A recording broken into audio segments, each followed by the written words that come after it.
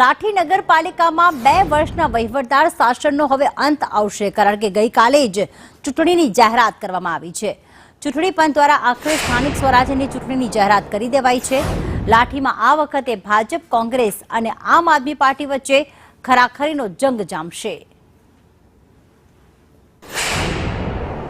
નગરપાલિકામાં ચૂંટણીની અંદર અમારો લક્ષ્ય એવો છે કે પાછા 24માંથી 24 સીટો લાવી। ગઈ ચૂંટણીની અંદર કોંગ્રેસના ધારાસભ્ય હતા તો પણ છતાં અમે 24માંથી 21 સીટ લઈ આવ્યા હતા અને અમે જે અહીંયા વિકાસના કામો અને ગામને જે સુવિધાઓ જોતી છે એ પૂરી કરેલી છે। એના હિસાબે અમારી પૂરી બહુમતીથી પાછી નગરપાલિકા આવશે।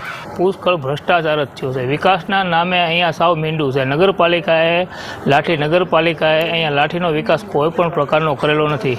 વિકાસ કર્યો છે લાઠીના ભામાશાએ કરેલો છે, વિકાસ મંજી શેઠે વિકાસ કરેલો છે, ચાહે ગાર્ડન હોય, લાઠીના સર્કલ હોય, લાઠીના ગેટ હોય, બધો વિકાસ મંજી શેઠે કરેલો છે। અહીંયા તો ખાલી પોતાના સભ્યોનો વિકાસ થયો છે, બાકી એકે વિકાસ નથી થયો।